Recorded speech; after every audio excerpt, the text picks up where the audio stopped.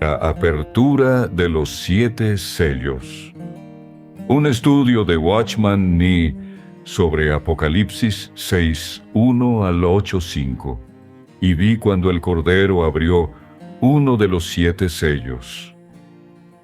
Así comienza una de las visiones más solemnes y reveladoras del libro de Apocalipsis.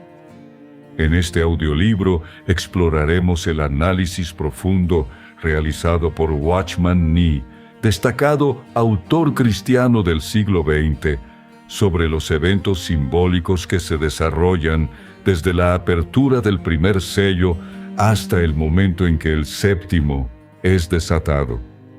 En su estudio, Watchman Nee propone una interpretación clara y espiritual de este pasaje, presentando los primeros 6 sellos como una serie de juicios y procesos que han estado ocurriendo a lo largo de los últimos 2000 años, es decir, durante la era de la Iglesia y no como eventos exclusivamente futuros.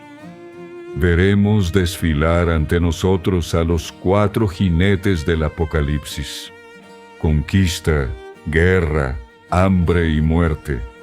Comprenderemos el clamor de los mártires por justicia y seremos testigos del gran terremoto celestial que anuncia la llegada del juicio de Dios. A la vez, el autor nos guiará para entender el papel de los 144,000 sellados como un remanente fiel de Israel y la esperanza gloriosa de una multitud incontable que ha lavado sus vestiduras en la sangre del Cordero. No solo analiza los símbolos, sino que invita al oyente a discernir el propósito eterno de Dios detrás de cada sello, la exaltación de Cristo, el testimonio de la Iglesia y el progreso de su plan redentor. Te invitamos a escuchar con atención, reverencia y apertura espiritual esta exposición bíblica que busca fortalecer la fe y llevarnos a una comprensión más profunda de los tiempos en que vivimos. Comenzamos. Que la gracia te acompañe. En cuanto a los primeros 6 sellos del capítulo 6, el primer sello, el caballo blanco, Apocalipsis 6, 1 y 2. Y vi cuando el Cordero abrió uno de los 7 sellos, y oí a uno de los 4 seres vivientes decir con voz de trueno: Ven. Y miré, y he aquí un caballo blanco, y el que lo montaba tenía un arco, y se le dio una corona, y salió venciendo, y para vencer. 4 caballos son declarados por 4 seres vivientes. Aún desconocemos el significado de esto. Quizás sean declarados por 4 seres vivientes porque hay 4 caballos. ¿A quién representa el caballo blanco? Se han ofrecido 3 explicaciones diferentes. 1. Significa anticristo. Esta escuela da 3 razones para su afirmación. Primera explicación: Cristo no cabalgará sobre un caballo blanco hasta el capítulo 19. Por lo tanto, no se trata de Cristo. Segunda explicación: al hablar de la tribulación, Mateo 24 menciona 4 cosas, una de las cuales son falsos cristos. Por lo tanto, debería tratarse del anticristo. Tercera explicación: hay un arco, pero no una flecha. Esto demuestra que no hay una victoria verdadera. 2. Significa un tratado de paz internacional. Las razones que ofrece esta escuela son: primera explicación: el blanco representa la justicia. Por lo tanto, los santos visten vestiduras blancas, y el Señor cabalga sobre un caballo blanco. La paz se logra mediante la justicia. Segunda explicación: El arco sin flechas representa la paz. Por estas razones, vemos que se trata del mantenimiento de la estabilidad y la paz internacionales mediante el poder de la justicia. 3. Significa a Cristo. Las razones son: primera explicación. Dado que quien monta el caballo blanco en el capítulo 19 es Cristo, quien monta el caballo blanco en el capítulo 6 también debe ser Cristo, a quien Dios corona. Segunda explicación. Dado que los otros 3 caballos reciben poder y autoridad de Dios, el primer caballo también debe recibir poder de Dios y ser coronado por Dios. ¿Quién podría ser sino Cristo? Tercera explicación. Solo Cristo sale venciendo y para vencer. Cuarta explicación. Lleva un arco antes de ponerse una corona. Si hay un arco, tenía que haber flechas. Dado que en este momento solo hay un arco, significa que las flechas ya fueron disparadas y que el diablo ya fue herido. Por lo tanto, Dios lo coronó y le dio gloria. Quinta explicación. Entre los 4 caballos, solo en Apocalipsis 6:4 se usa la palabra otro. De esto vemos que los últimos 3 caballos son diferentes del primero. Sexta explicación. En el plan de Dios, lo primero es la victoria de su Hijo, la victoria del Evangelio. Los seres vivientes dicen: ven. En un manuscrito antiguo, ven se traduce como ve, porque los 4 seres vivientes no hablan en tono imperativo. ¿Cuál de las 3 afirmaciones anteriores es correcta? Por supuesto, la tercera es más razonable, la que se refiere a Cristo. Por lo tanto, nuestra conclusión es que el caballo blanco representa a Cristo. El segundo sello, el caballo rojo, Apocalipsis 6, 3 y 4. Y cuando abrió el segundo sello, oí al segundo ser viviente que decía: ven. Y miré, y he aquí que salía otro caballo, bermejo, y al que lo montaba se le dio autoridad para quitar la paz de la tierra y para que los hombres se mataran unos a otros. Y se le dio una gran espada. Rojo es el color de la sangre. Quitar la paz de la tierra significa provocar la guerra. El primer caballo vence con el arco, por lo que lucha a distancia. El caballo rojo lucha con espada, por lo que lucha cara a cara. Quitar la paz de la tierra muestra que es una guerra por la guerra misma, y no por una causa justa. Según la Biblia, una guerra en la que los hombres se matan entre sí es la peor clase de guerra. Solo trae muerte, destrucción y devastación. Véase Jueces 7:22, Zacarías 8:10, Jeremías 25:15 al 31 y Levítico 26:25. Toda espada trae muerte, destrucción y devastación. El tercer sello, el caballo negro, Apocalipsis 6, 5 y 6. Y cuando abrió el tercer sello, oí al tercer ser viviente que decía: ven. Y miré, y he aquí un caballo negro, y el que lo montaba tenía una balanza en la mano. Y oí como una voz en medio de los 4 seres vivientes que decía: un cénix de trigo por 1 denario, y 3 cénix de cebada por 1 denario. Y no dañes el aceite ni el vino. El negro es el color del hambre, como vemos en Jeremías 14, 1 al 3. En la Biblia, el trigo se mide, no se pesa. Se usan balanzas para pesar objetos preciosos, pero aquí se usa una balanza para medir el trigo. Por lo tanto, no se pierde ni un solo grano. Un cénix de trigo por un denario. Un denario es el salario de una persona por un día de trabajo.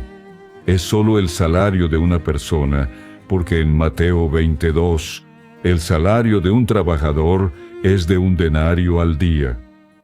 3 cénix de cebada por un denario. Normalmente, la proporción del valor de la cebada al trigo es de 1 a 2, pero aquí se convierte en una proporción de 1 a 3. Segunda de Reyes 7:16 y 18 registran una proporción de 1 a 2. No dañes el aceite ni el vino. Esto muestra que en otras ocasiones no se consideraban alimento y se les dañaba. Pero ahora, ni siquiera el aceite ni el vino deben ser dañados. Durante la hambruna, ni siquiera el aceite ni el vino pueden desperdiciarse. Al mismo tiempo, Dios preserva las vides y los olivos. En los últimos 2000 años, las guerras, el hambre, los terremotos, etc., han ocurrido con mayor frecuencia con el paso de los días. El cuarto sello, el caballo pálido. Apocalipsis 6, 7 y 8. Y cuando abrió el cuarto sello, oí la voz del cuarto ser viviente que decía: Ven. Y miré, y he aquí un caballo pálido, y el que lo montaba se llamaba Muerte, y el Hades le seguía. Y se les dio autoridad sobre la cuarta parte de la tierra para matar con espada, con hambre, con mortandad y con las fieras de la tierra. La palabra pálido aquí es la misma que la palabra verde en Marcos 6:39 y Apocalipsis 8, 7 y 9, 4. Verde es el color de los vegetales. Una tez verde indica enfermedad o muerte. Por eso, el nombre del que montaba el caballo pálido es Muerte. La palabra muerte, en la segunda parte del versículo, puede traducirse como peste. Por lo tanto, aquí también la interpretamos como peste. Hades en el idioma original significa el mundo invisible. Hades aquí es como un cubo de basura. Los muertos son como basura. Una cuarta parte de la población mundial muere por la espada del caballo rojo, por el hambre del caballo negro, por la muerte del caballo pálido y por las bestias. Las bestias indican un juicio muy severo de Dios. El quinto sello, el clamor desde debajo del altar. Apocalipsis 6, 9 al 11. La Biblia divide el número 7 en 4 más 3 o 3 más 4. Muchas veces también se compone de 6 más 1. 3 es el número de Dios y 4 es el número del hombre. 4 seguido de 3 significa la progresión del hombre en su acercamiento a Dios. 3 seguido de 4 significa una caída de una condición deseable en Dios a la condición del hombre. Dado que las 7 iglesias están organizadas en 2 grupos de 3 y 4, están en declive. Pero los 7 sellos se componen de 4 seguido de 3. Por lo tanto, su significado es diferente. 6 es el número del hombre porque el hombre fue creado en el 6º día. 1 es el número de Dios porque Dios descansó en el 7º día. Los 7 sellos se dividen en 4 y 3, así como en 6 y 1. Apocalipsis 6, 9 al 11 habla de las persecuciones de la iglesia durante los últimos 2000 años. Apocalipsis 6, 9 dice: Y cuando abrió el quinto sello, Vi debajo del altar las almas de los que habían sido muertos por causa de la palabra de Dios y por el testimonio que tenían. La palabra de Dios abarca todos los mandamientos de Dios, y a causa del testimonio que tenían en el texto original, significa, y por el testimonio que siempre mantuvieron.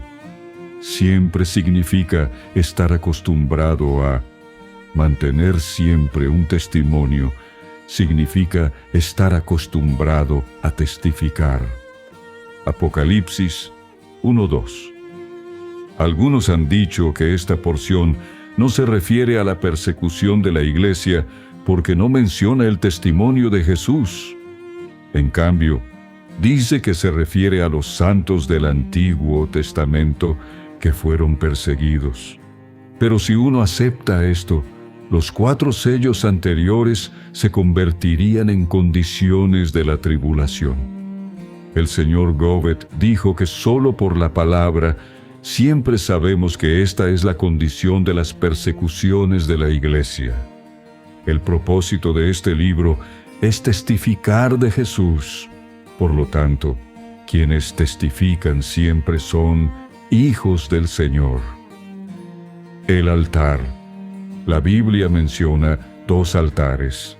1, el altar de los sacrificios, y 2, el altar de oro del incienso.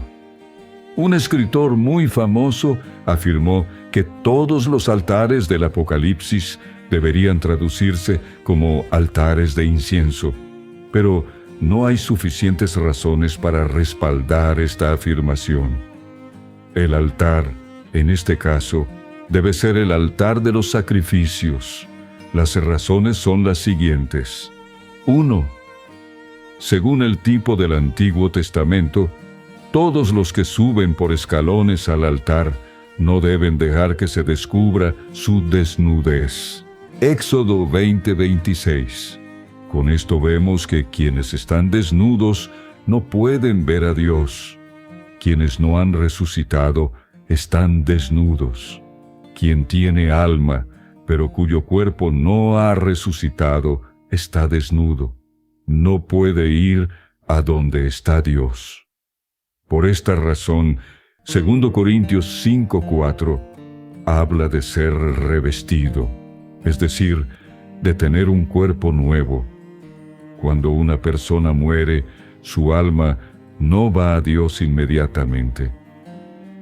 Sin resurrección, puede acercarse al altar de incienso de oro. 2. Cuando la Biblia menciona el altar, se refiere al altar del sacrificio. Cuando se refiere al altar de oro del incienso, se usan adjetivos especiales como oro, incienso, etc., para diferenciarlo del altar del atrio exterior. 3. Toda la sangre de los animales que son sacrificados se vierte debajo del altar. Éxodo 29:12 y Levítico 4:7. 4. Hay vida en la sangre. La palabra vida en el texto original es alma. Levítico 17:11. Estar bajo el altar es estar bajo tierra. El altar representa la cruz. Bajo la cruz está la tierra. Por lo tanto, estar bajo el altar es estar en el paraíso del Hades, en el corazón de la tierra. Mateo 12:40. Hechos 2:27 dice: porque no abandonarás mi alma en el Hades. Números 16:31 y 32 dice: la tierra debajo de ellos se abrió, y la tierra abrió su boca, y los tragó, a todos los hombres de Coré y todos sus bienes. No solo nadie puede ver a Dios sin un cuerpo, sino que ni siquiera puede descender al Hades sin un cuerpo. Por lo tanto, estos mártires claman por venganza en el paraíso del Hades. Habían sido asesinados. Durante la época del Imperio Romano, los cristianos fueron perseguidos y muchos fueron asesinados. Juan, quien escribió este libro, fue uno de los perseguidos. Incluso en la actualidad, Rusia ha asesinado a innumerables cristianos. Vemos lo que dice Apocalipsis 6:10. Y clamaban a gran voz diciendo: ¿Hasta cuándo, Maestro santo y verdadero, no juzgas y vengas nuestra sangre en los que moran en la tierra? Oh Maestro santo y verdadero. El señor Govet dijo que así se dirigían al Señor los santos del Antiguo Testamento, pero en Apocalipsis 3:7, el Señor mismo les dijo a las iglesias que Él es santo y verdadero. Por lo tanto, así es como los santos se dirigen al Señor a lo largo de los siglos. Los que moran en la tierra. Esta expresión se usa muchas veces en este libro. Veamos algunas de las menciones que se hacen. Apocalipsis 8:13, Apocalipsis 13:8, Apocalipsis 14:6, Apocalipsis 17:2. Significa que quienes moran en la tierra se han establecido en ella. Se han establecido. Todo lo que poseen está en la tierra. Tales hombres serán juzgados por Dios. Apocalipsis 3:10 nos dice que la prueba está a punto de sobrevenir a toda la tierra habitada. La oración de Apocalipsis 6:10 no es como la de Esteban. Esteban oró por la gracia de Dios, mientras que los mártires del Apocalipsis oran por el juicio sobre el mundo. Por lo tanto, la oración aquí es la oración de los santos contra los pecadores. Venga nuestra sangre. Dios no olvida las oraciones de los afligidos. Salmo 9:12. Cuando Dios juzga a quienes han perseguido a los santos, está vengando a sus mártires. Apocalipsis 6:11 dice: Y a cada uno de ellos se les dio una túnica blanca, y se les dijo que descansaran todavía un poco de tiempo, hasta que se completara el número de sus consiervos y de sus hermanos que estaban a punto de ser muertos, igual que ellos. Una vestidura blanca representa la justicia que Dios les imputa. La justificación que Dios da a estos perseguidos es diferente de la que da a quienes creyeron en el Señor para salvación. En este caso, Dios, sentado en el trono, anuncia el veredicto de su victoria en su apelación. Solo queda esperar la ejecución de este veredicto. Descansa todavía un poco. Esta frase puede usarse para demostrar que la iglesia no será arrebatada de una sola vez. La palabra hasta significa que aún hay una persecución muy larga, hasta que se agote el número de sus consiervos y de sus hermanos que estaban a punto de ser asesinados. Esta es la gran masacre durante la gran tribulación.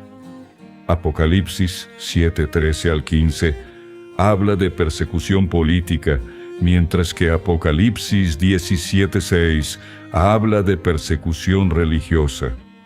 El camino que toma la iglesia es el de la muerte. La Biblia nos muestra una cosa aquí. En el primer rapto no habrá resurrección. Además, las palabras debajo del altar implican que no se trata de la muerte del sacrificio de la ofrenda por el pecado, sino de la del holocausto. La Biblia nunca habla de un altar de la ofrenda por el pecado, más bien habla de un altar del holocausto. Lo primero que el hombre ve es la ofrenda por el pecado, pero lo primero que Dios ve es el holocausto. No tenemos forma de recibir vida a menos que el Señor Jesús se convierta en la ofrenda por el pecado. Sin embargo, a menos que el Señor Jesús se convierta en holocausto, ofreciéndolo todo a Dios, obedeciéndole, haciendo su voluntad e incluso muriendo en la cruz según su voluntad. No hay manera de agradar a Dios. Incluso Pablo se presentó como holocausto. Filipenses 2:17 y 2 de Timoteo 4:6. Toda su vida fue una ofrenda. Todos los mártires entrarán al reino como reyes. 3 clases de personas reinan con Cristo en Apocalipsis 24. 1. Se sentaron sobre ellos los tronos. Esto se refiere a los vencedores en Apocalipsis 3:21. 2. Las almas de los decapitados por causa del testimonio de Jesús y de la palabra de Dios.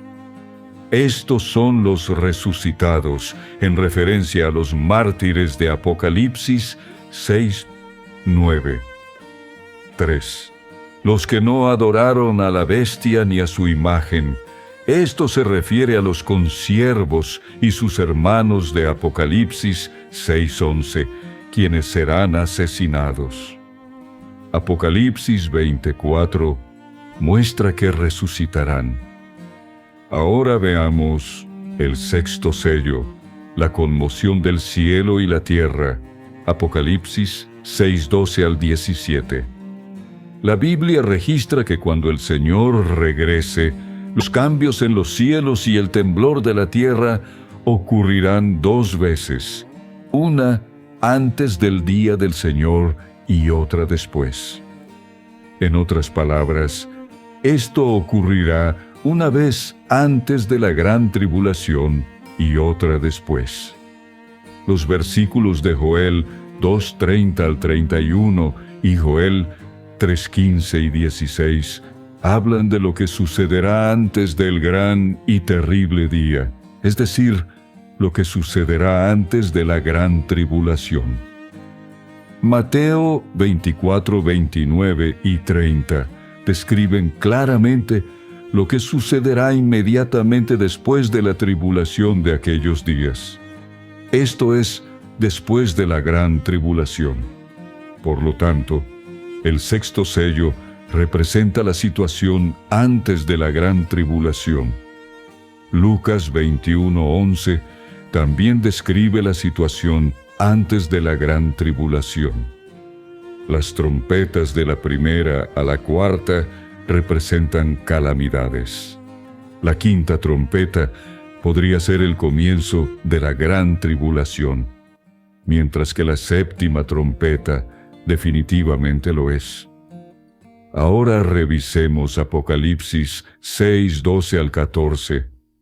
Vi cuando abrió el 6º sello y hubo un gran terremoto. El sol se puso negro como tela de silicio y la luna se volvió toda como sangre. Y las estrellas del cielo cayeron sobre la tierra como la higuera deja caer sus higos verdes cuando es sacudida por un fuerte viento. Y el cielo se removió como un pergamino que se enrolla, y todo monte y toda isla se removió de su lugar. No me atrevo a decir que este pasaje ya se haya cumplido en su totalidad, ni tampoco que no se haya cumplido en absoluto. En el siglo pasado, algo similar ocurrió en Australia. Es un hecho histórico. Algunos incluso informaron en aquel entonces que se manifestó lo descrito en Apocalipsis 6:15 y 16. Esto parece indicar que este pasaje se ha cumplido. Sin embargo, la situación de 6:14 aún no se ha materializado en su totalidad en la historia, por lo que parece que este versículo aún no se ha cumplido. El cilicio negro describe las tiendas de los judíos y los árabes que estaban hechas de cilicio negro. Las estrellas del cielo cayeron a la tierra podría referirse a los cometas. ¿Cómo pueden las estrellas, que son más grandes que la tierra, caer a la tierra? Quizás significa que la dirección en la que caen las estrellas es hacia la tierra y no que realmente la impacten. Avancemos hasta Apocalipsis 6, 15 y 16. Y los reyes de la tierra y sus grandes, los generales, los ricos, los fuertes, y todo esclavo y libre, se escondieron en las cuevas y entre las peñas de los montes. Y decían a los montes y a las peñas: Caed sobre nosotros y escondednos del rostro de aquel que está sentado en el trono y de la ira del Cordero. Esto indica que sus conciencias perciben que el juicio de Dios ha llegado. No es la Biblia la que les dice que ha llegado el tiempo del juicio. Solo la sangre del Señor puede darnos paz en la conciencia y salvarnos de la ira de Dios. Esto es más seguro que las cuevas y las rocas. Sigamos con Apocalipsis 6:17. Porque el gran día de su ira ha llegado. ¿Y quién podrá sostenerse en pie? Estas visiones insertadas entre el sexto y el séptimo sello, Apocalipsis 7. Los remanentes de Israel, Apocalipsis 7, 1 y 8. Dios tiene 3 grupos de personas. Un grupo son los judíos terrenales. Otro es la iglesia, que es espiritual.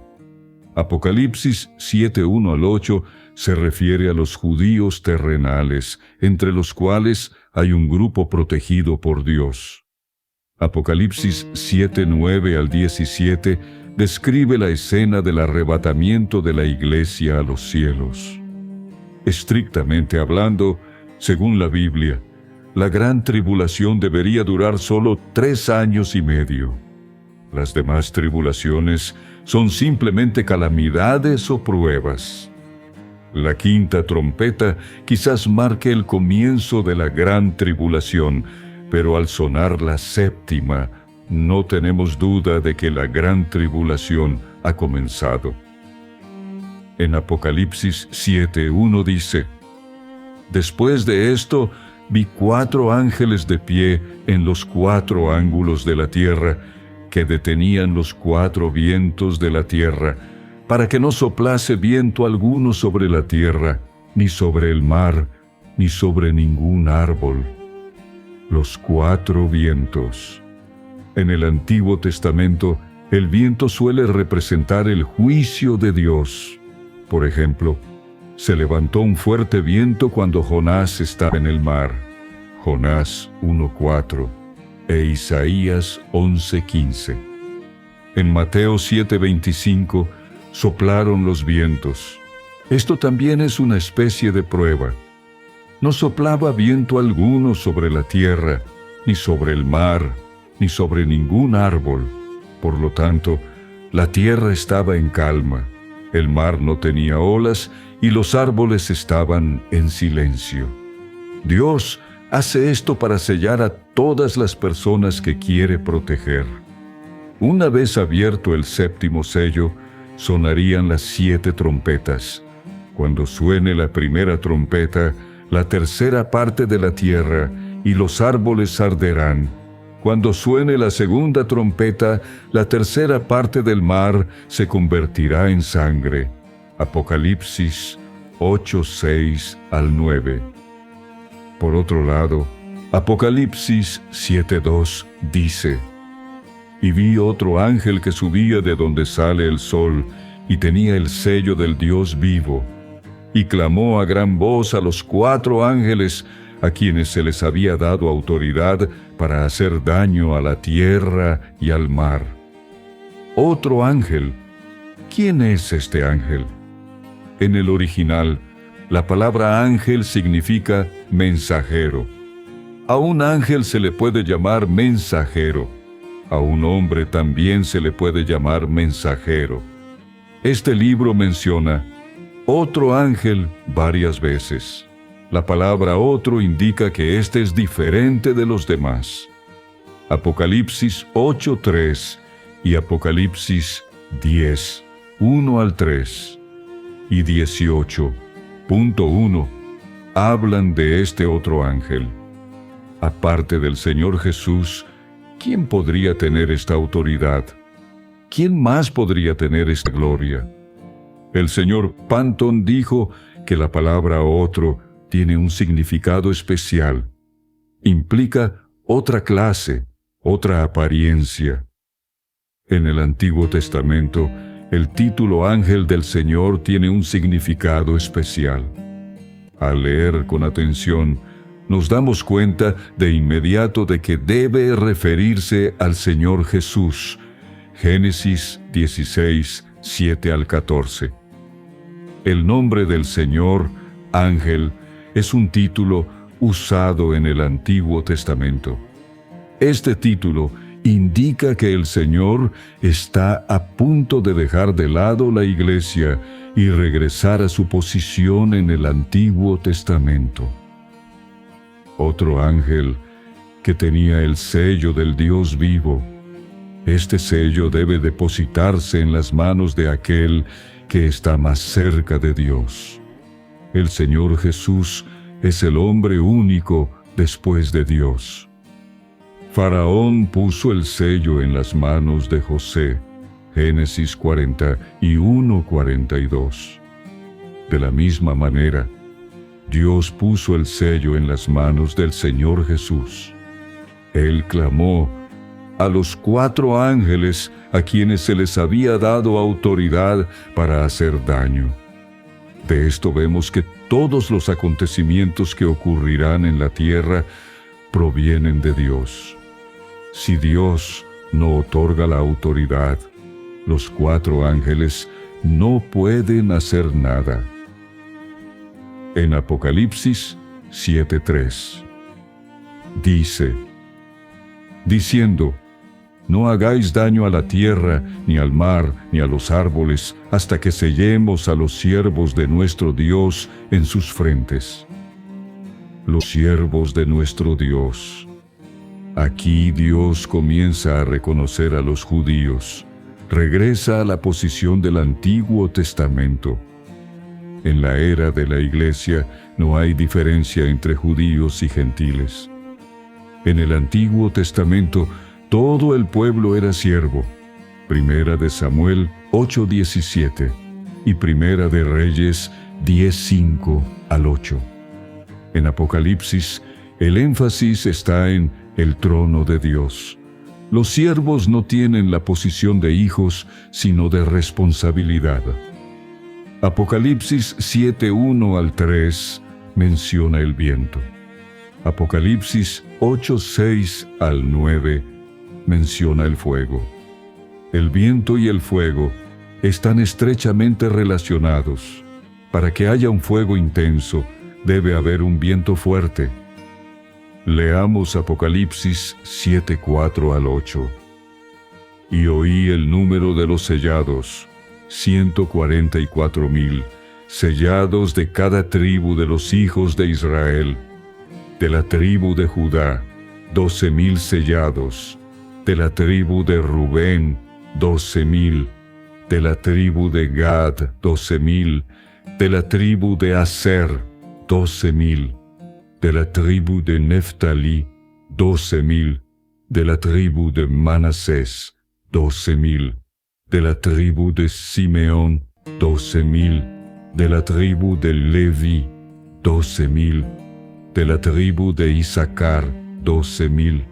De la tribu de Zabulón, 12,000.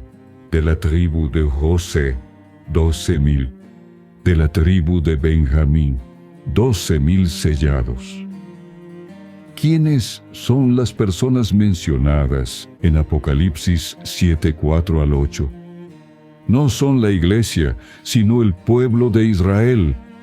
Los adventistas del séptimo día afirman que son este pueblo porque guardan la ley y por lo tanto son los verdaderos judíos.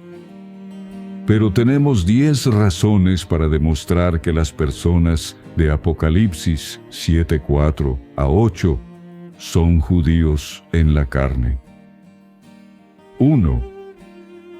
Si los hijos de Israel en Apocalipsis 2:13 deben interpretarse literalmente, entonces los hijos de Israel en 7:4 también deben interpretarse literalmente. 2. La tribu de Judá en Apocalipsis 5:5 se interpreta literalmente, por lo que la tribu de Judá en 7:5 también debería serlo. 3. Los nombres de las 12 tribus son exclusivos de los israelitas. De los miembros de la iglesia, ¿qué denominación pertenece a qué tribu? 4. Israel está dividido en 12 tribus, pero la iglesia es una sola. ¿Cómo puede dividirse en 12 tribus? 5. Puesto que Apocalipsis 7:9 habla de toda nación, ¿cómo es posible que los hijos de Israel en 7:4 no sean una nación? 6. La gran multitud de Apocalipsis 7:9 era incontable, pero en 7:4 los sellados eran exactamente 144,000. ¿Acaso podemos decir que los salvos en la iglesia son solo 144,000? Además, estos 144,000 son claramente la suma de 12,000. ¿Cómo no interpretar esto literalmente? 7. En Apocalipsis 6:15, los reyes se interpretan literalmente. ¿Cómo, entonces, podemos decir que los hijos de Israel en 7:4 no se refiere literalmente a una nación? 8. En Apocalipsis 7:13 a 14, Juan desconocía el origen de la multitud incontable del versículo 9. Por lo tanto, le respondió al anciano: Señor, tú lo sabes. Juan no preguntó por esas personas en Apocalipsis 7:4 al 8. Esto demuestra que ya sabía quiénes eran. 9. En Joel 2:12 al 27, Dios solo les indicó a los israelitas cómo escapar de las langostas. En Apocalipsis 9:3 y 4, solo los que fueron sellados no fueron afectados por las langostas. Esto prueba que los sellados son los hijos de Israel. 10. Las ovejas de Mateo 25 son las que tratan bien a sus hermanos menores. Estos hermanos menores son los judíos y los que permanecen en la tierra.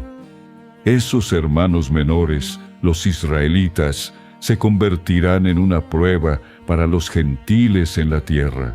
Los siguientes son los diferentes grupos de personas entre los israelitas. Antes de mencionar a estos diferentes pueblos, debemos tomar nota de que no se hace mención del nombre de Dan en Apocalipsis 7:4 al 8. En Ezequiel 40 al 48 se describe la escena en el reino venidero.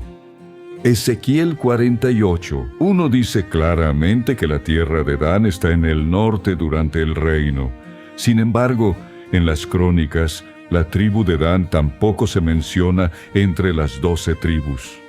Esto no significa que ya no exista la tribu de Dan, sino que quizás la relación entre Dan y la serpiente es demasiado cercana. En Génesis 49, Jacob profetizó acerca de sus hijos. Cuando llegó a Dan, habló de la existencia de Dan en el versículo 16 y de su comportamiento en el versículo 17. Luego, en el versículo 18, Jacob oró de repente como si viera peligro en el comportamiento futuro de Dan. Jacob no oró por los otros niños de esa manera. Quizás, durante la gran tribulación, la tribu de Dan estará especialmente unida con el anticristo. Las personas de las que se habla en Apocalipsis 7:4 al 8 son: 1. los judíos que reinarán con Cristo en la tierra en el futuro. Sin embargo, no son los reyes. Dado que el número 12,000 se compone de 12 por 10, este número está eternamente completo en la administración de Dios. 2. Los judíos sufrientes que son parte de los más pequeños de los hermanos en Mateo 25, 34 a 40. 3. Los judíos que son parte de aquellos que perseveran hasta el fin en Mateo 24, 4. Los judíos sobre quienes descenderá el Espíritu en el futuro. La lluvia temprana ya cayó en Hechos 2. La lluvia tardía de Joel 2:23, 28 y 29 aún no ha caído. La sangre y el fuego de Joel 2:30 corresponden a la primera trompeta. Las columnas de humo corresponden a la quinta trompeta. Así, vemos que el segundo derramamiento del Espíritu Santo ocurre entre el sexto sello y la quinta trompeta. La gran tribulación comienza con la séptima trompeta. Antes de la séptima trompeta, solo hay calamidades. 5. Los judíos que recibirán el nuevo pacto que el Señor Jesús establecerá con ellos en la tierra. Jeremías 31 al 34. La escena en el cielo después del rapto de la iglesia, Apocalipsis 7:9 al 17, describe el rapto de la iglesia a los cielos. ¿Quiénes son estas personas? Aunque no me atrevo a afirmar con certeza que sean toda la iglesia, sí afirmo que son la mayoría de los redimidos por Dios. La mayoría de la iglesia. Esto incluye a los primeros arrebatados y a los resucitados de entre los muertos, que constituyen un gran número, así como a un pequeño grupo de los que aún viven en la tierra. Aquí no se menciona cómo es arrebatada la iglesia. Más bien, se nos da solo un resumen de la escena después de su arrebato a los cielos. Por lo tanto, estos versículos pueden considerarse una descripción de la escena de toda la iglesia en los cielos después del rapto.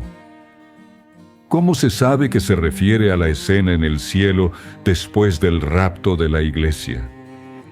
Las razones son las siguientes. 1. El número. Nadie podía contar la multitud. Apocalipsis 7:9. No puede haber tantos en el primer arrebatamiento, por lo que debe ser la reunión de varios arrebatamientos de la iglesia. 2. De pie delante del trono y delante del Cordero. Apocalipsis 4:2 dice que había un trono establecido en el cielo.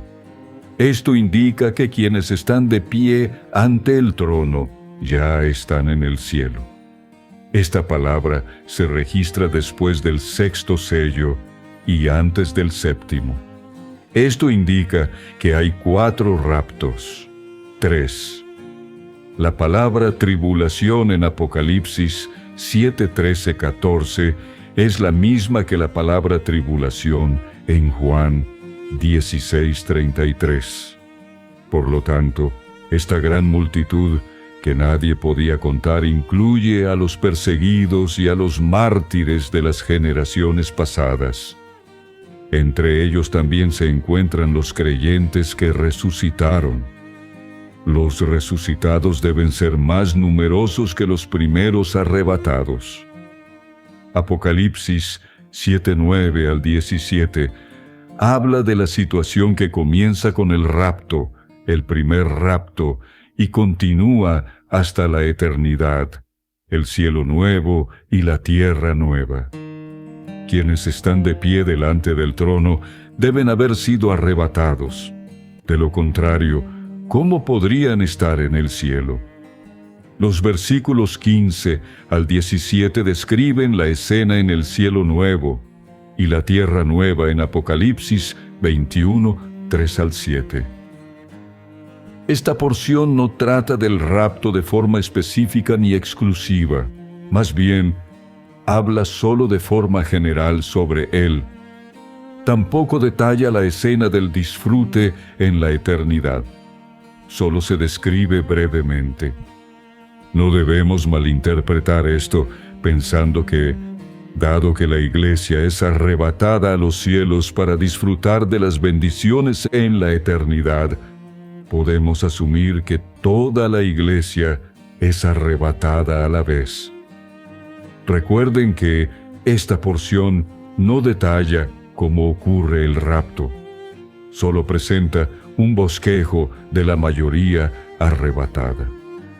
Se nos da un adelanto de la escena del rapto de la iglesia en los cielos y su consumación en la eternidad. Aquí solo se nos muestra dónde están, no cómo llegaron allí. Continuamos con Apocalipsis 7:9 al 13, que dice: Después de esto miré, y he aquí, había una gran multitud, incontable, de todas las naciones, tribus, pueblos y lenguas, de pie delante del trono y delante del Cordero, vestidos de ropas blancas y con palmas en las manos. Clamaban a gran voz, diciendo: La salvación pertenece a nuestro Dios que está sentado en el trono y al Cordero. Y todos los ángeles estaban de pie alrededor del trono, de los ancianos y de los 4 seres vivientes, y se postraron rostro en tierra delante del trono y adoraron a Dios, diciendo: Amén. La bendición, la gloria, la sabiduría, la acción de gracias, la honra, el poder y la fortaleza sean a nuestro Dios por los siglos de los siglos. Amén. Y uno de los ancianos respondió, diciéndome: Estos que visten ropas blancas, ¿quiénes son y de dónde han venido? Después de estas cosas, de pie delante del trono y delante del Cordero. Dado que el rapto comienza aquí, esto implica que hay un rapto antes de la apertura del 7º sello. Estas son las personas redimidas por la sangre del Señor a lo largo de los últimos 2000 años. Las razones positivas son las siguientes. 1. El número. Apocalipsis 7:9 dice: Miré, y he aquí una gran multitud que nadie podía contar.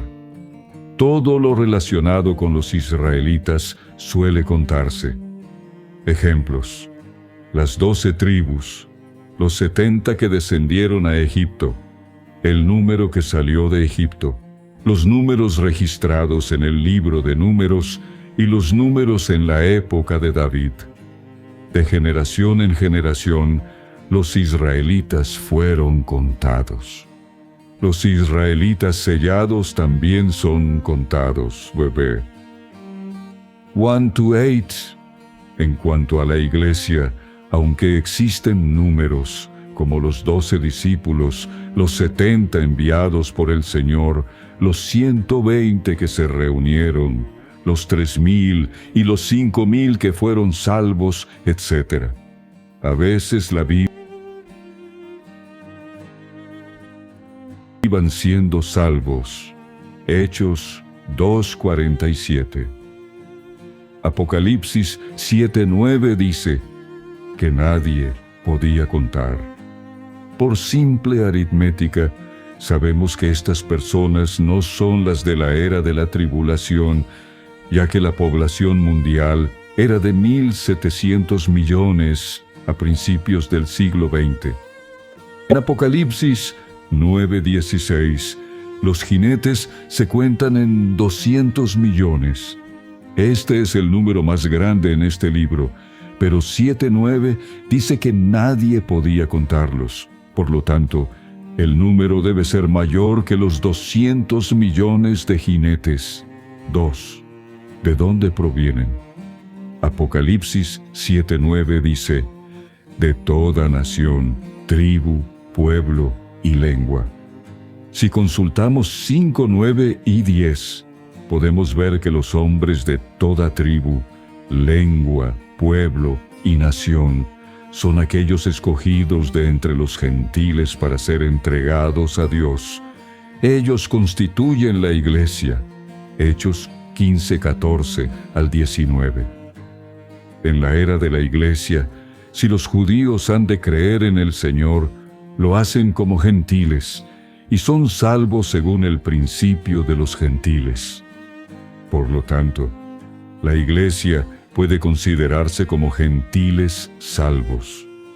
También se puede decir que en la iglesia no hay diferencia entre gentiles y judíos.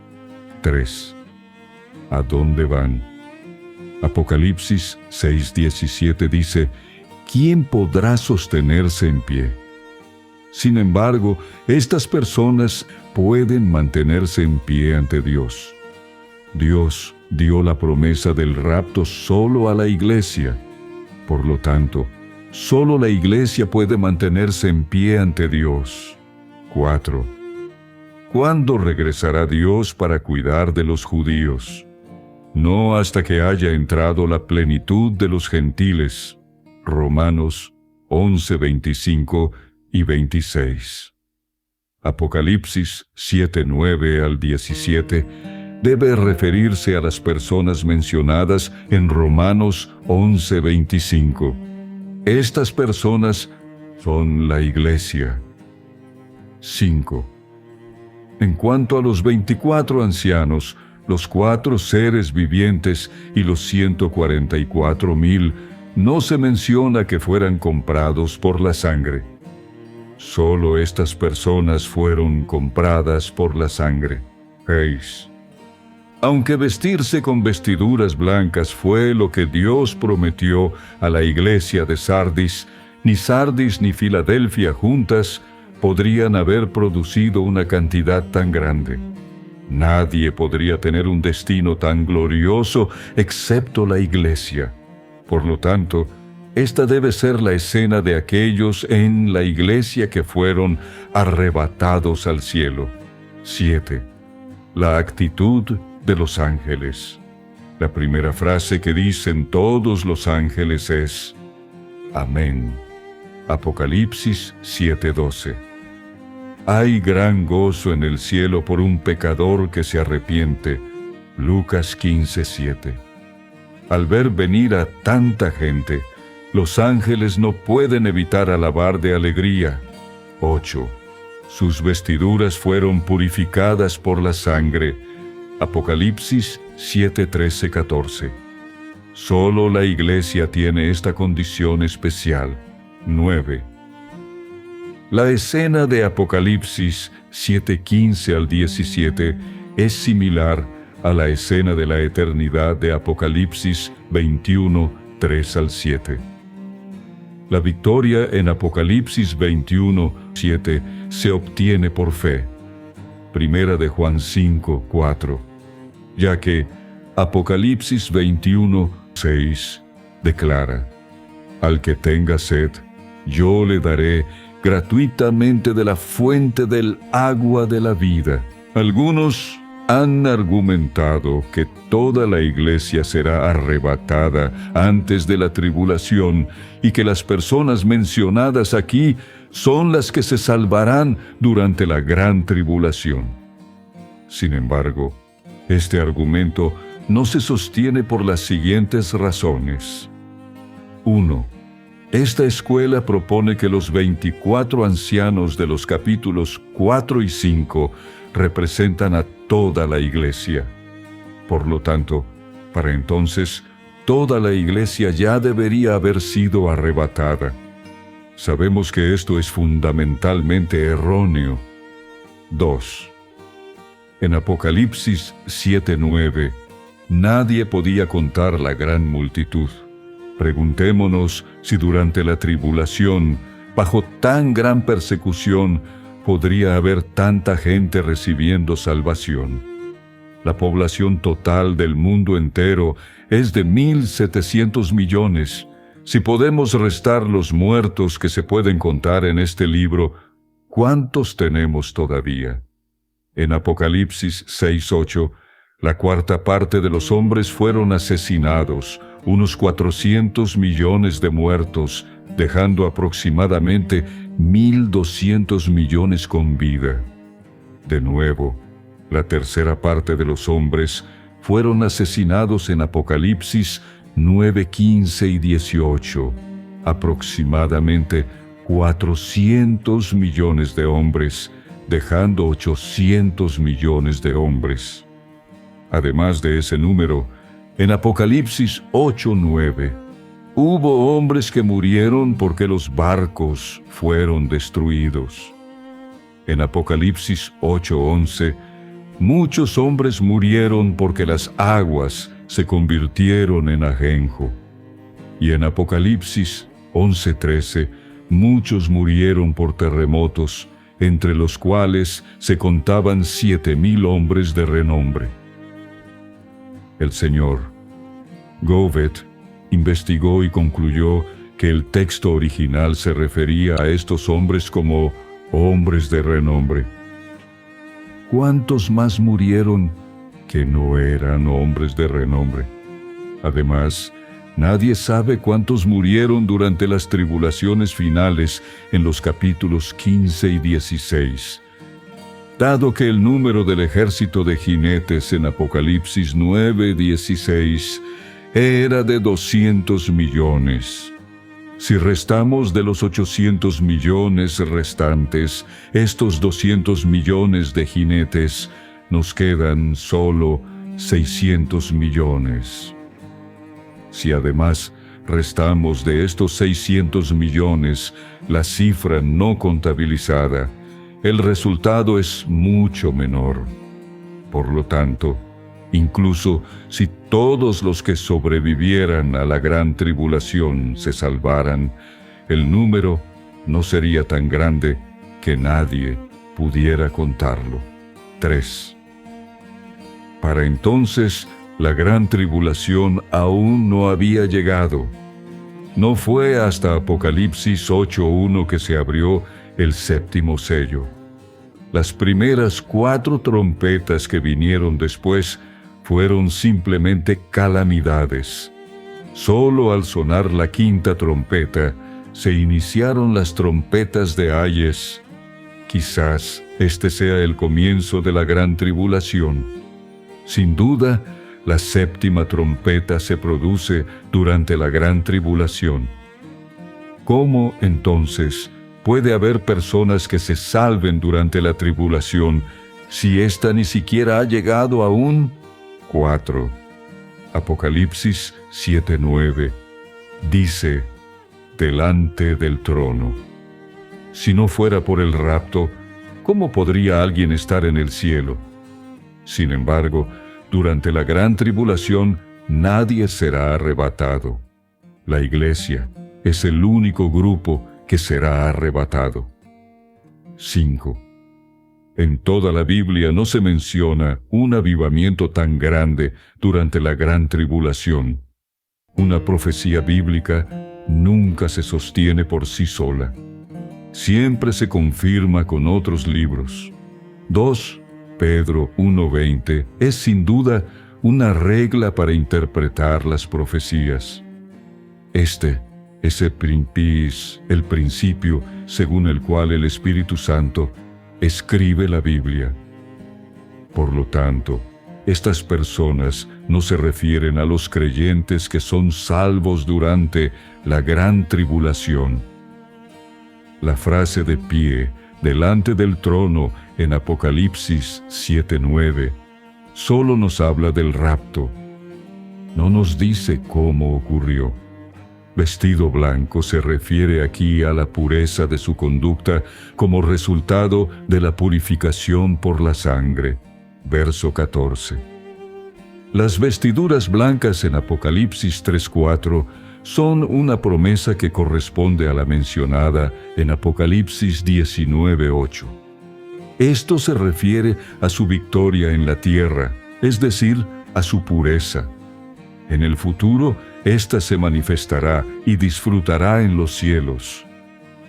Las vestiduras blancas en Apocalipsis 4:4 hablan de los ancianos sin pecado. Las vestiduras blancas en Apocalipsis 6:11 se refieren a la aceptación de los mártires por el Señor. Las ramas de palma en Apocalipsis 7:9 significan victoria. La fiesta de los tabernáculos en Levítico 23, 39 al 43 usa ramas de palma.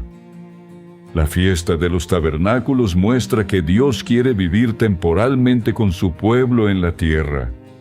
Esto presagia el milenio. Apocalipsis 7:14 dice: Y le dije, Señor mío, tú lo sabes. Y él me respondió: Estos son los que salen de la gran tribulación. La gran tribulación de 7:14 no se refiere a los 3 años y medio de gran tribulación. Las razones son las siguientes.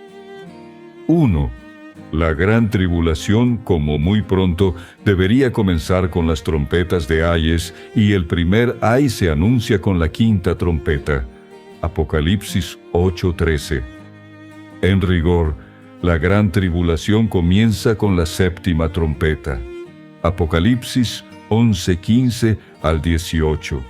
Pero Apocalipsis 7:9 implica un primer rapto antes del séptimo sello. Estos ya han comparecido ante el trono y no han pasado por la tribulación de la séptima trompeta.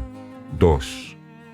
La gran tribulación no puede comenzar antes de que Satanás sea arrojado a la tierra.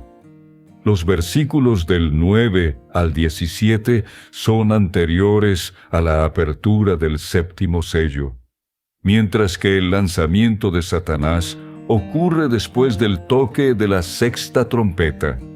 Apocalipsis 11, 14 y 15. Antes del contexto de los 42 meses, Apocalipsis 13:5, el Hijo varón ya ha sido arrebatado al trono. Apocalipsis 12:5. Aunque no me atrevo a afirmar que el Hijo varón incluye a todos los mencionados en Apocalipsis 7:9, sí afirmo que debe ser la mayoría de estas personas. 3. La conclusión de la gran tribulación se produce con el derramamiento de la séptima copa, que inaugura inmediatamente el reino.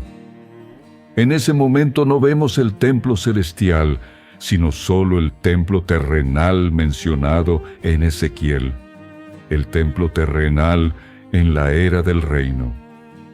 Durante la gran tribulación, el pueblo de Dios no tiene tiempo para servirle, pero Apocalipsis 7:15 dice claramente que sirven a Dios día y noche. 4. En la gran tribulación, no puede haber tanta gente recibiendo la salvación.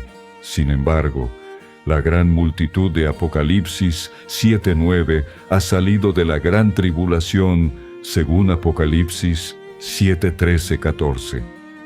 Esto demuestra que la gran tribulación de 7:13-14 debe ser diferente de la que viene después de la quinta trompeta. 5. Apocalipsis 11:1 menciona a quienes adoran en el templo celestial.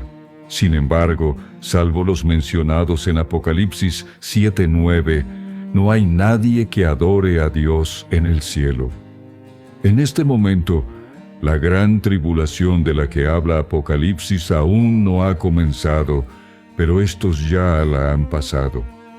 No hay templo en el cielo nuevo y la tierra nueva. Apocalipsis 21:22. Pues Dios y el Cordero son el templo de la nueva ciudad. El centro de la nueva ciudad es Dios y el Cordero. En Apocalipsis 3:12, después de las palabras «templo de mi Dios», aparece la expresión «ya no saldrá».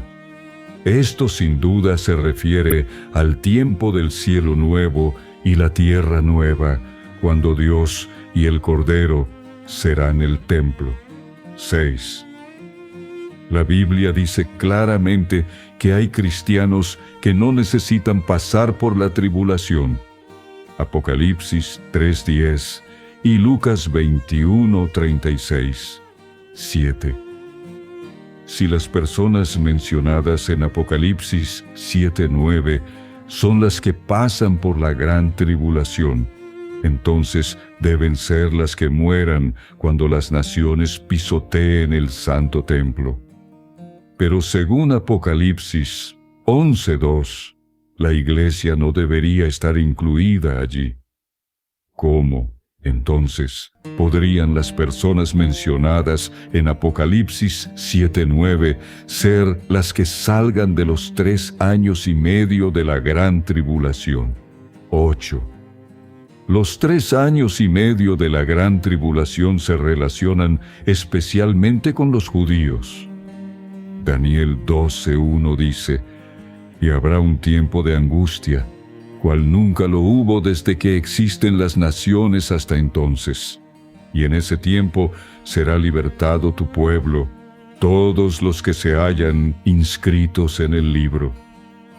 Este pasaje, junto con Mateo 24:16 a 18, describe la condición de los judíos en particular. El objetivo principal de Dios al tener la gran tribulación es tratar con ellos. En Jeremías 37, el tiempo de angustia de Jacob se refiere claramente a los judíos. La tribulación mencionada en Apocalipsis en varios pasajes se refiere a la iglesia. Juan 16:33 también dice que la aflicción es la porción de la iglesia en el mundo. El tiempo es largo y el sufrimiento es duro. Por eso se le llama grande. Pero no son los 3 años y medio de la gran tribulación. La gran tribulación de Apocalipsis 2:22 es diferente a la de 7:14 en el texto original. También es diferente de la gran tribulación de los 3 años y medio mencionada en otras partes de Apocalipsis.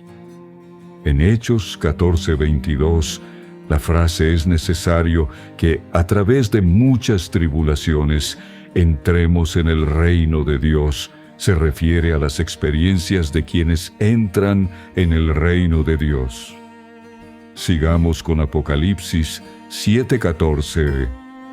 «Y han lavado sus ropas, y las han emblanquecido en la sangre del Cordero». La palabra vestiduras aquí es plural.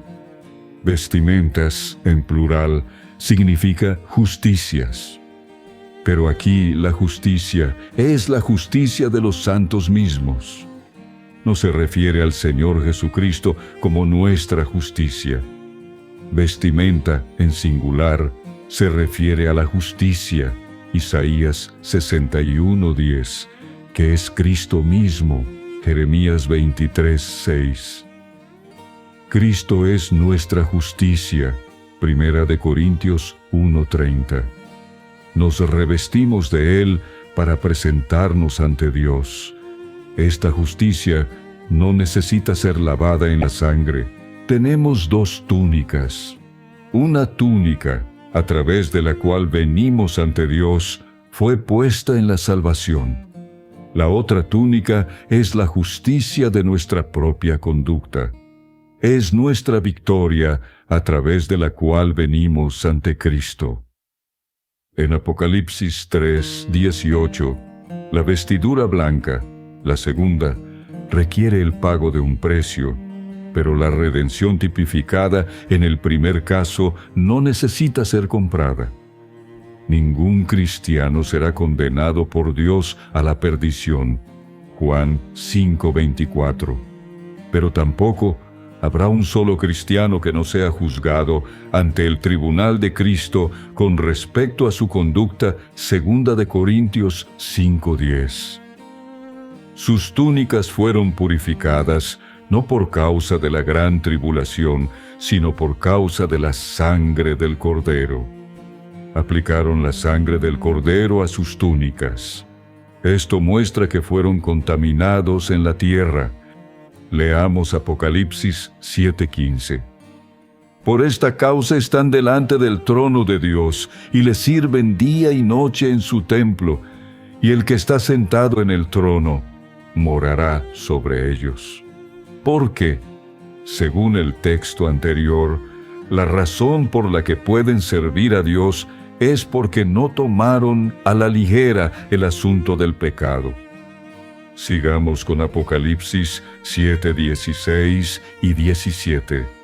Ya no tendrán hambre ni tendrán sed, ni los abatirá el sol, ni calor alguno, porque el Cordero que está en medio del trono los pastoreará y los guiará a manantiales de aguas de vida, y Dios enjugará toda lágrima de los ojos de ellos.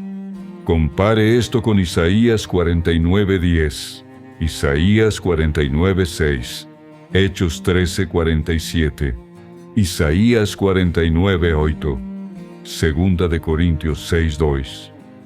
Ya no tendrán hambre ni sed, es el cumplimiento de la esperanza. No los abatirá el sol, ni calor alguno. En la nueva ciudad no se necesita la luz del sol ni de la luna. Apocalipsis 21:23. No es que no haya sol ni luna, sino que no hay necesidad de usar su luz. Sin embargo, todavía hay noche en la tierra nueva. 21:25. Puesto que hay día, debe haber noche. Dios enjugará toda lágrima, porque ya no hay necesidad de derramar lágrimas. Hay algo que merece nuestra atención. Las personas de Apocalipsis 7, 9 y 17 y el hijo varón de Apocalipsis 12:1 al 11 tienen muchas similitudes. 1. Apocalipsis 7:10 dice que fueron redimidos por el Cordero. Apocalipsis 12:11 dice que el hijo varón venció gracias a la sangre del Cordero. 2. Apocalipsis 7:9 dice que están de pie delante del trono. Apocalipsis 12:5 dice que el hijo varón es arrebatado hasta Dios y hasta su trono. 3. Apocalipsis 7:10 dice: la salvación pertenece a nuestro Dios y al Cordero. Apocalipsis 12:10 dice: la salvación de nuestro Dios y Cristo. 4. Apocalipsis 7:4 al 8 dice que 12 tribus fueron selladas. Apocalipsis 12:1 dice que sobre la cabeza de la mujer había una corona de 12 estrellas. La corona de 12 estrellas no se refiere a los apóstoles. El sueño de José sobre las 12 estrellas indica claramente que se refieren a las 12 tribus. 5. Apocalipsis 7:11 dice que los ángeles están alabando. Apocalipsis 12:10 dice que una gran voz en el cielo habla. 6. Las personas de Apocalipsis 7:9 deben tener cuerpos resucitados ante el trono de Dios. El hijo varón de Apocalipsis 12:5 también tiene un cuerpo resucitado.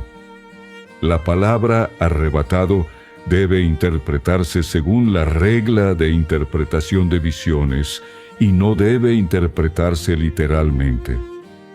Según Hechos 13, 33 y 34, vemos que se refiere a la resurrección.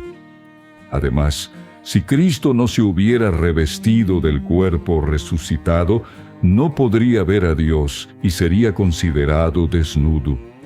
Segunda de Corintios 5, 2 y 3. Éxodo 20, 26. Primera de Corintios 15 habla del hecho de la resurrección, mientras que Segunda de Corintios 5 habla de la condición de la resurrección. En la actualidad, no hay ningún cristiano ante el trono.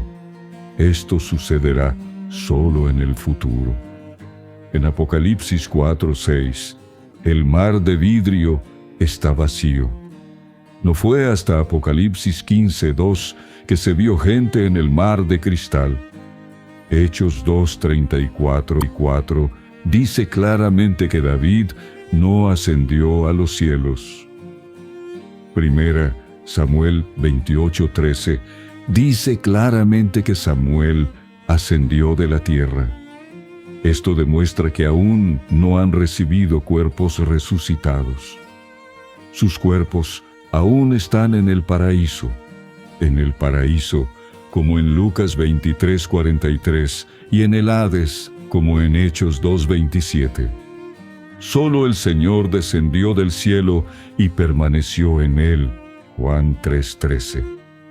Incluso el ascenso de Enoc y Elías fue quizás a un lugar donde Dios los había puesto. Aún no han recibido un cuerpo resucitado. 7. Apocalipsis 7:15 dice: El que está sentado en el trono morará sobre ellos, mientras que Apocalipsis 12:12 dice: Oh cielos, y los que moráis en ellos. Morarán en ellos en el griego original significa tabernáculo en ellos.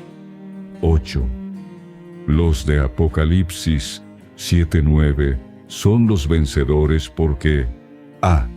Las vestiduras blancas se prometen a quienes no las han contaminado en Sardis. B. La salvación de la hora de la prueba se promete a los vencedores de Filadelfia que hayan cumplido la palabra de perseverancia. Y C. Las ramas de palma representan la victoria. De igual manera, el hijo varón de Apocalipsis 12:5 representa a los vencedores, quienes gobiernan a las naciones con vara de hierro. Este es el final de las visiones insertadas. Una palabra general acerca de los sellos, las trompetas y las copas. Los sellos se revelan en secreto, mientras que las trompetas suenan abiertamente. En el Antiguo Testamento, el toque de trompeta era una ocasión solemne. Por lo tanto, este libro también es bastante solemne. Apocalipsis 1, 10 y 4, 1 dicen, como una trompeta. El séptimo sello produce las 7 trompetas, mientras que la séptima trompeta incluye las 7 copas. Las 7 trompetas que salen del séptimo sello son secuenciales y se extienden a lo largo de un período de tiempo. Por ejemplo, la quinta trompeta dura 5 meses, Apocalipsis 9:5, mientras que la sexta trompeta dura al menos 13 meses. Además, Apocalipsis 10, 7 y 11, 2 y 3 juntos muestran que la séptima trompeta dura aproximadamente 3 años y medio. Según Apocalipsis 11:15, después del toque de la séptima trompeta vendrá el reino de Cristo.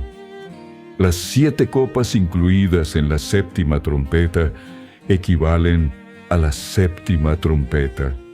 El momento del derramamiento de las 7 copas coincide con el momento del toque de la séptima trompeta. Esto difiere de las 7 trompetas incluidas en el séptimo sello, que se extienden a lo largo del tiempo. Cuando suene la séptima trompeta, quedará muy poco tiempo. Para facilitar nuestra comprensión, presentamos el siguiente diagrama.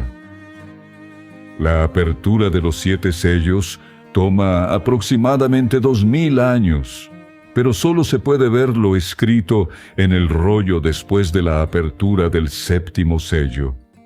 El séptimo sello incluye las 7 trompetas. Cuando suenan las trompetas de la primera a la sexta, aún no se puede ver lo escrito en el rollo. Solo al sonar la séptima trompeta se abre el rollo. Cuando termine de sonar la séptima trompeta, comenzará el reino. Para entonces veremos el nuevo pacto y las bendiciones que Dios ha preparado en la tierra.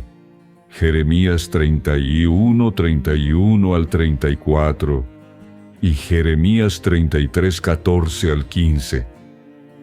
Los sellos se extienden por un período de tiempo, al igual que las trompetas. Sin embargo, hay una diferencia entre las trompetas y los sellos. Los sellos dañarán una cuarta parte de la tierra, Apocalipsis 6:8, mientras que las trompetas dañarán una tercera parte de la tierra, Apocalipsis 8:7. El comienzo de la séptima trompeta es el comienzo de la primera copa. El final de la séptima trompeta es el final de la séptima copa. Además, esta trompeta durará al menos 3 años y medio. Apocalipsis 17 corresponde a Romanos 16, 25 a 26, y Apocalipsis 11:15 se sitúa al final de la séptima trompeta, cuando el reino está a punto de venir. Entre estos 2 versículos hay 3 años y medio. Apocalipsis 11:3 menciona 3 años y medio, 42 meses, 1260 días. Apocalipsis 12:6 y 14 también mencionan 3 años y medio, 1260 días y un tiempo, tiempos y la mitad de un tiempo. En Apocalipsis 11:7, el testimonio de los 2 testigos se completará después de un período de tiempo. Podemos decir que el séptimo sello engendra las 7 trompetas, mientras que la séptima trompeta incluye las 7 copas. Las 7 copas describen la condición de la séptima trompeta.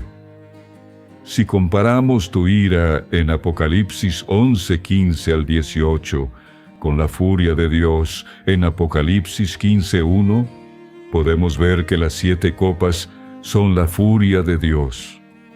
Los sellos se abren en secreto en el cielo, mientras que las trompetas suenan en la tierra y son oídas por todos. Las copas son físicas, no un simple sonido. La apertura de los sellos representa el juicio en la dispensación de la gracia. Solo los creyentes saben de dónde provienen estas cosas, como el hambre, los terremotos y las espadas. Los incrédulos las desconocen, por lo tanto, están ocultas. El sonido de las trompetas significa un cambio de dispensación. La dispensación del Evangelio ha terminado. El capítulo 7 trata sobre el sellamiento de los israelitas y el arrebatamiento de los creyentes vencedores. El capítulo 8 es una declaración de guerra. Las trompetas transmiten la sensación de anuncio, mientras que las copas representan la ira. En el Antiguo Testamento existe la copa de la ira, pero aquí la copa de la ira es más fuerte que la copa de la ira. De los siguientes argumentos podemos ver que las tribulaciones de las 7 trompetas son tribulaciones reales. 1. El libro de Apocalipsis no es un libro de señales. 2. El sonido de las trompetas es audible y no está oculto. Lo que suena es lo que significan. Al sonar la última trompeta, hay resurrección. La resurrección es milagrosa. Por supuesto, las trompetas de la primera a la sexta también son milagrosas. 3. La séptima trompeta trae el juicio de Dios a los hombres. 4.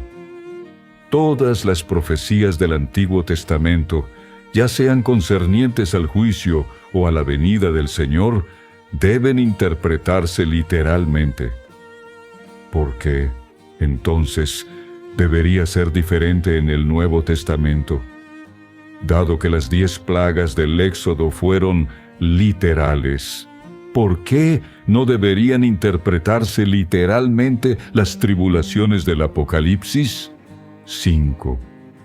En Apocalipsis 7, la era de la Iglesia ha terminado y Dios ha regresado a la posición del Antiguo Testamento.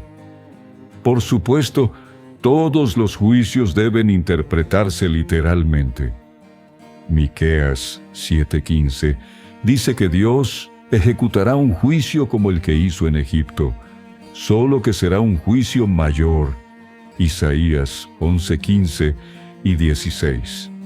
Además, Jeremías 23, 7 y 8 dicen que Dios ejecutará una liberación mayor que la de Egipto. Por lo tanto, se deduce que las tribulaciones serán mayores que las del Éxodo de Egipto. 6. Las maravillas profetizadas en Éxodo 34:10 se cumplirán en el momento del sonido de las 7 trompetas. Las grandes y persistentes plagas mencionadas en Deuteronomio 28:59 son todas extraordinarias. Los juicios de Dios siempre se ejecutan mediante milagros. 8. El Señor dijo que el día del Hijo del Hombre sería como los días de Noé y de Lot. Lucas 17:26 al 28. En tiempos de Noé, Dios abrió la ventana del cielo y derramó lluvia. En tiempos de Lot, Dios envió fuego del cielo. Estos fueron juicios milagrosos. 9. Dios tiene que mostrar a los hombres que Él es Jehová. Para ellos, muchas calamidades son solo cambios en la naturaleza. Pero convertir el agua en sangre, y solo una tercera parte, demuestra que no es un cambio común en la naturaleza. Más bien, tiene que ser un acto de Dios. El hombre está saturado de pecado, y Dios tiene que intervenir para juzgar. La gran tribulación de Mateo 24:21 a 28 se refiere a los israelitas. Es la persecución del anticristo contra ellos. Esta persecución comenzará lo más pronto posible con el sonido de la quinta trompeta. Apocalipsis 9:1 al 11. De hecho, comienza con la séptima trompeta, porque sólo entonces comienzan a ocurrir los acontecimientos relacionados con el anticristo. Apocalipsis 10:7, Apocalipsis 11:2, Apocalipsis 12:12 y Apocalipsis 18, 13:1 al 18. La hora de la prueba de Apocalipsis 3:10 es para todo el mundo, mientras que la gran tribulación Mateo 24:21 al 28 es para los judíos. La hora de la prueba de Apocalipsis 3:10 comienza con el sonido de la primera trompeta, mientras que la gran tribulación de Mateo 24:21 al 28 comenzará, como muy pronto, con el sonido de la quinta trompeta. En rigor, comenzará con el sonido de la séptima trompeta. De lo contrario, el mundo perseguiría aún más a los israelitas, los que pertenecen a Dios. El séptimo sello. Silencio en el cielo. Apocalipsis 8:1 y 2. Y cuando abrió el séptimo sello, hubo silencio en el cielo como por media hora. Y vi a los 7 ángeles que estaban de pie ante Dios, y se les dieron 7 trompetas. Al abrirse el séptimo sello, cesa todo ruido, todo el universo queda en silencio. Incluso el trono permanece en silencio. Esto se debe a que la era está a punto de cambiar. Y vi a los 7 ángeles que estaban de pie ante Dios. Los ángeles están de pie, mientras que los 24 ancianos están sentados. Los 7 ángeles tienen instrumentos delante. Por lo tanto, algunos han pensado que Gabriel debería ser uno de ellos. Lucas 1:19. Las trompetas son para la guerra. Primera de Corintios 14:8. Amós 3:6. Éxodo 19:16.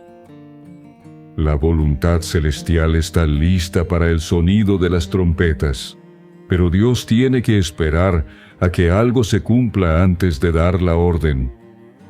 Dios tiene que esperar a que sus hijos expresen su compasión hacia Él, es decir, tiene que esperar la oración de Apocalipsis 8:3-5. El señor Gordon dijo: la oración es la vía por la que discurre la voluntad de Dios.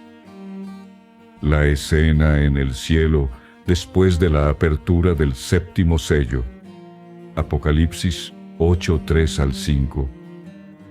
Veamos Apocalipsis 8:3. Y otro ángel vino y se paró ante el altar con un incensario de oro. Y se le dio mucho incienso para añadirlo a las oraciones de todos los santos sobre el altar de oro que estaba delante del trono. El otro ángel es Ezequiel, el sacerdote. Este es el Señor Jesús. Las oraciones de los santos se ofrecen a Dios mediante el incienso de este otro ángel. Ningún cristiano puede ofrecer una oración por sí solo. Debe existir el incienso, que es el mérito de la obra de Cristo, la fragancia de Cristo. La oración de los creyentes debe estar unida a la fragancia de Cristo para que pueda llegar a Dios.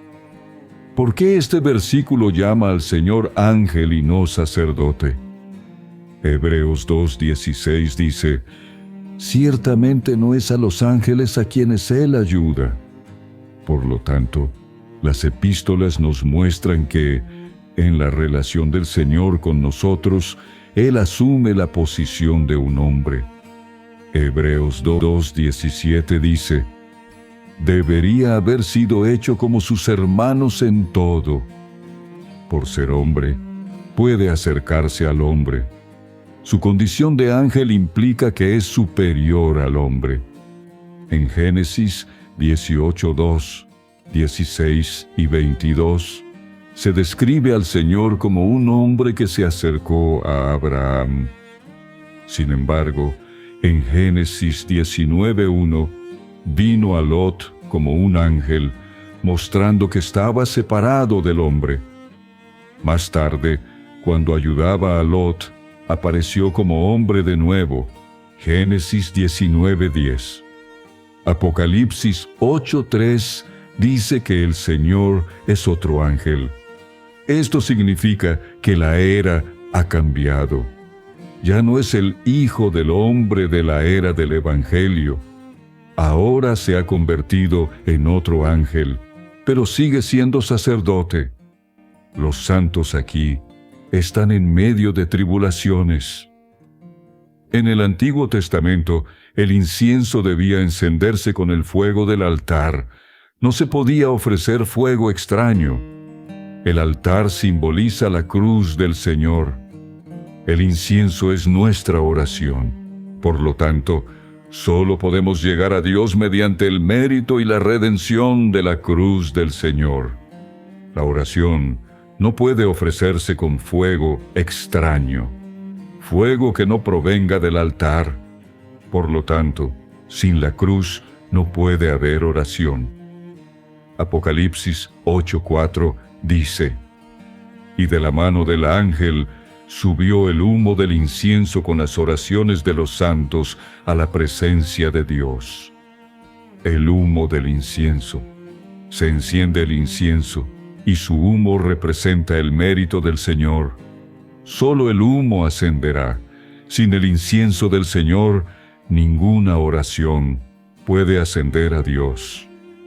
Apocalipsis 8:5 confirma que: Y el ángel tomó el incensario y lo llenó del fuego del altar y lo arrojó a la tierra.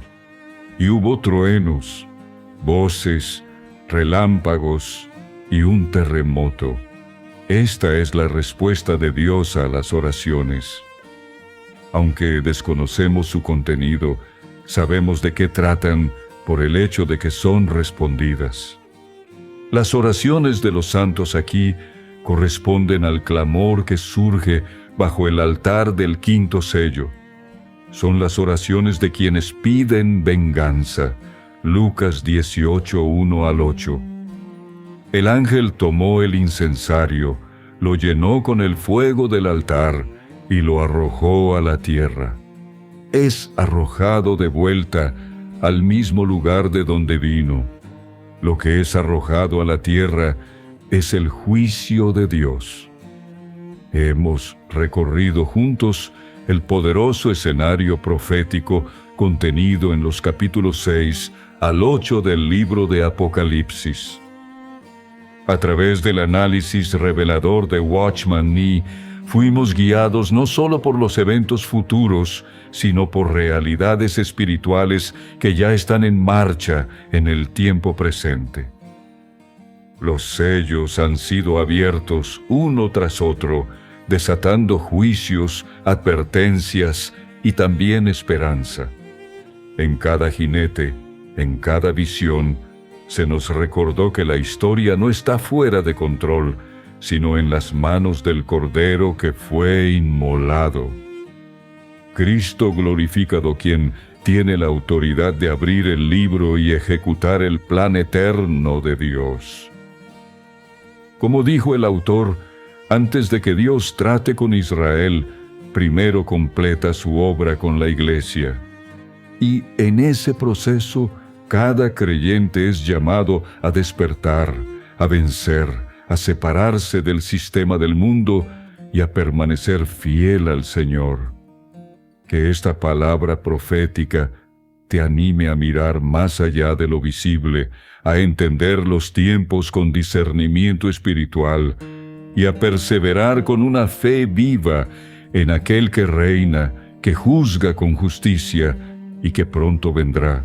Gracias por acompañarnos en este viaje por las Escrituras.